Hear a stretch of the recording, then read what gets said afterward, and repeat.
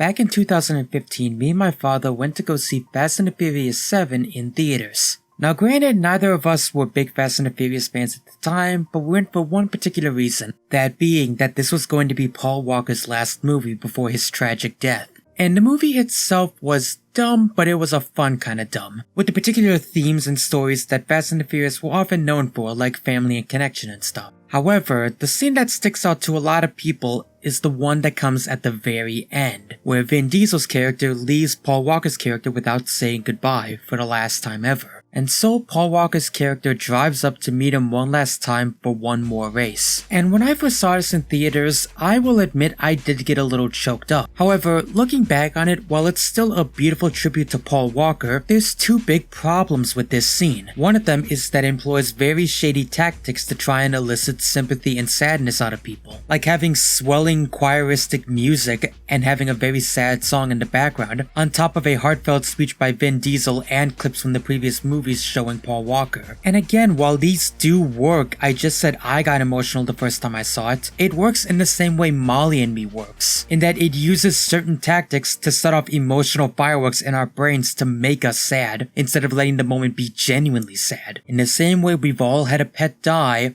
we've all had someone we love dearly leave too soon. But the other reason why I feel it doesn't work is because thematically it doesn't fit with the rest of the movie. It's just meant to be a fun little action movie. This scene comes out of nowhere and doesn't fit with the rest of the movie, and as such, the movie doesn't feel like it's earned this emotional moment. And again, I want to stress this, it doesn't mean it's bad, because I know this song means a lot to a lot of people, and I know people still care about Paul Walker and think his death was extremely tragic. I'm not trying to detract from either of those people. What I'm saying is that the movie itself could have done a lot more to try and fit into it, and I know why they couldn't do it, because the death was so sudden. The point I'm trying to get to is that despite all that, there is still a sense that the people genuinely cared about what they were telling. And genuine care is the ultimate theme of what I want to talk about today. Genuine care, love, and passion behind something, and that it ultimately deserves all the love and respect Fast and the Furious gets, because it exceeds it in exhilarating action, grounded characters, and emotional heart, and all summed up in one simple word: Redline.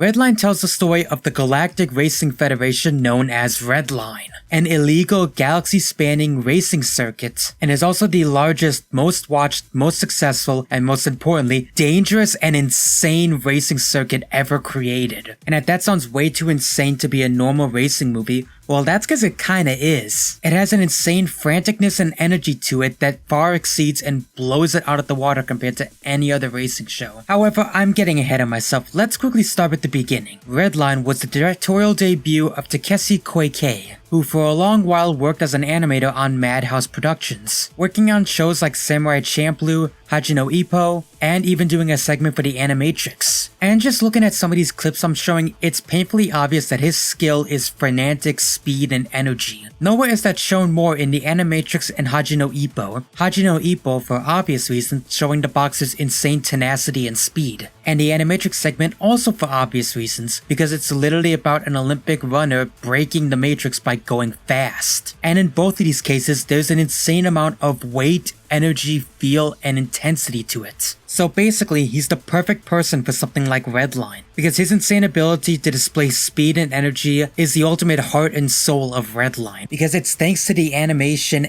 and to his ability to display this that we're able to see just the sheer raw horsepower of these cars. Let's compare this to something like, again, Fast and the Furious. While the movie is still able to portray its speed, it's limited by the reality of the situation.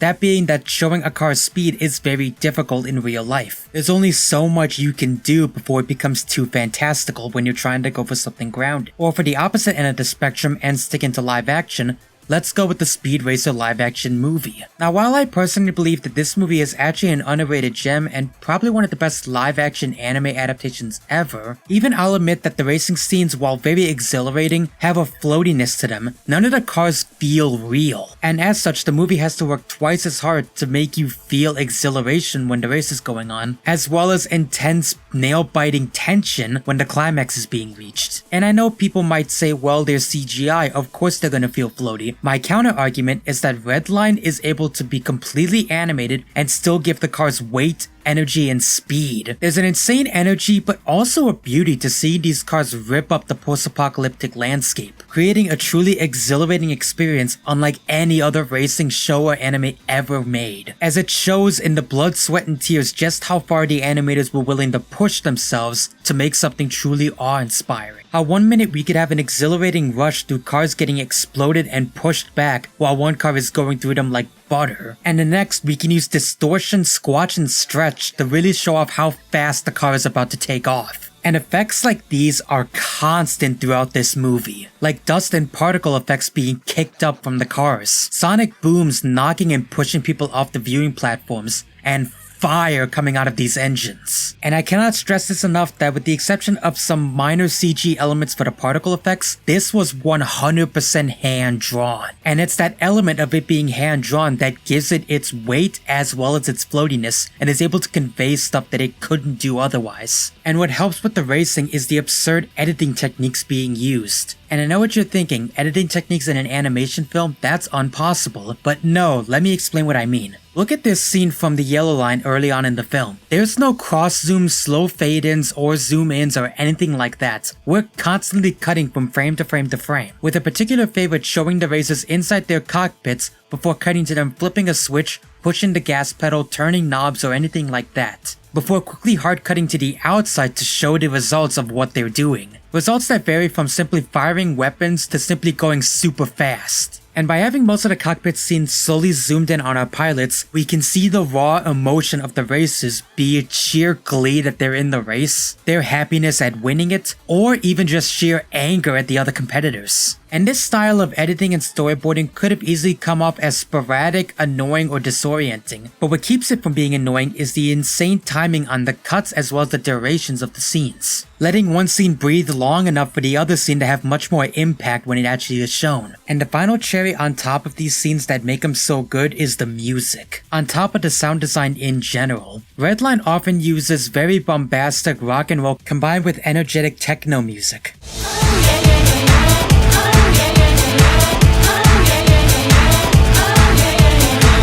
and some minor disco elements as well.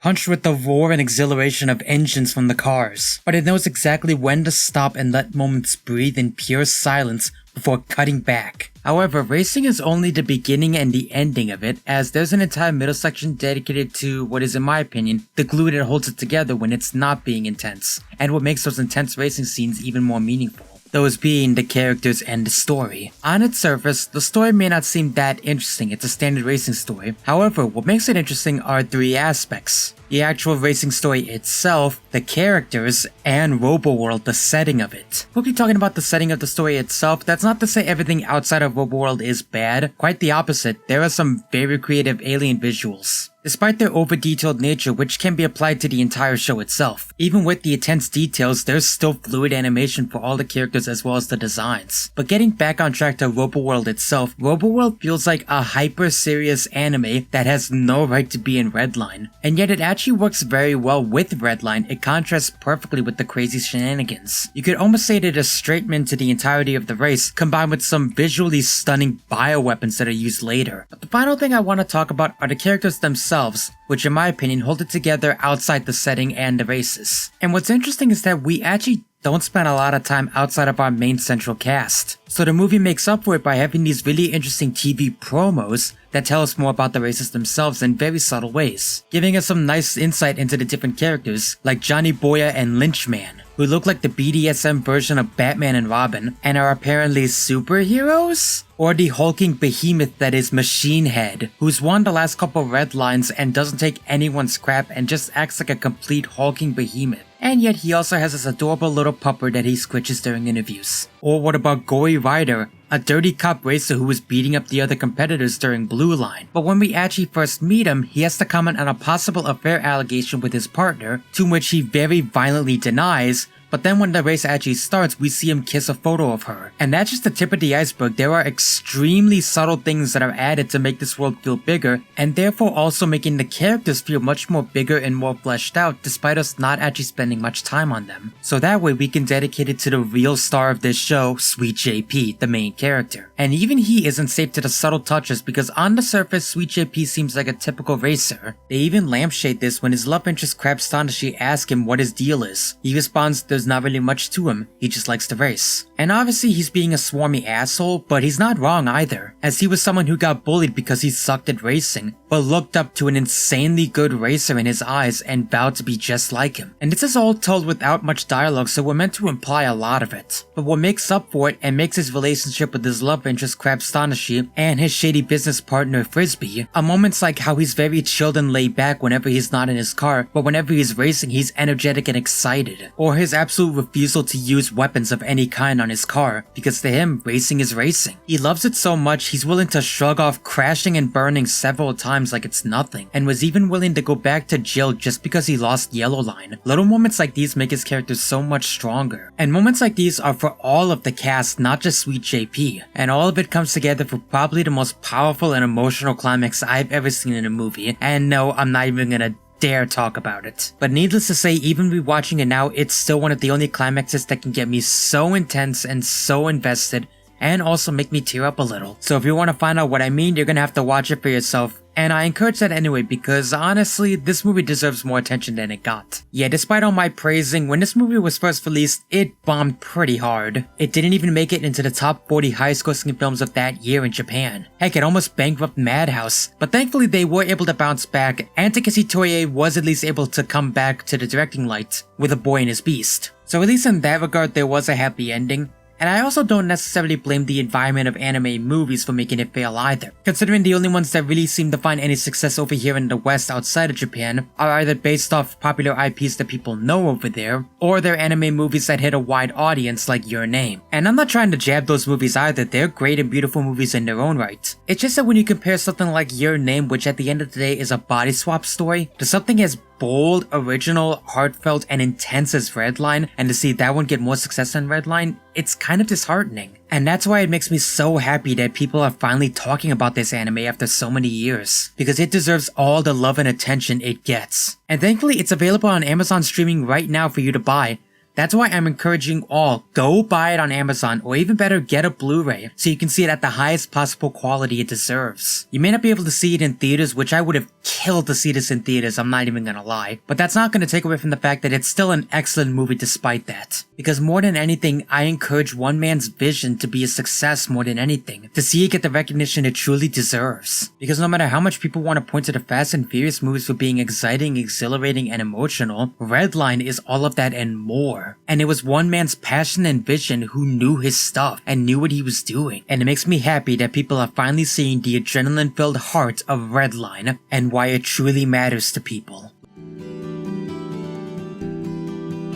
Right before the sunrise. Loyal watchers one and all, thank you all so much for checking out today's video. This one was honestly a long time coming, but a lot of stuff kept me up from getting this out months ago. And I want to thank my Patreoners severely for being patient in that regard. But speaking of which, yes, this was a Patreon sponsored review. And if you want to join those people and vote on stuff what I'm going to do on a monthly basis, or even request something directly, then check out the description down below or click the link at the end card. By the time this video goes up, I'll be holding voting for next month's sponsored review. These include topics like the bizarre world of Japanese game shows, the bizarre world of fake-umentaries, and me as an outsider trying to figure out why people love wrestling so much. And yes, it's the exact kind of wrestling you're thinking of. So if you want to take part in any of those, as well as future polls, or even request something directly, then check it out. On top of other stuff like making requests for Fan Fridays and Throwback Thursday streams over on my Twitch. And speaking of that, Twitch, Twitter, and all that good stuff will also be down below, so check those out, give me a follow on any of those. Oh, and also to be sure to check out Mythic Nights, we're having a lot of fun with that, and there's also merchandising down below as well. But before I continue rambling, I'm gonna end it here, so thank you all so much for checking out today's video, and I hope you all have a great day. I'm the Watchful One saying keep on watching.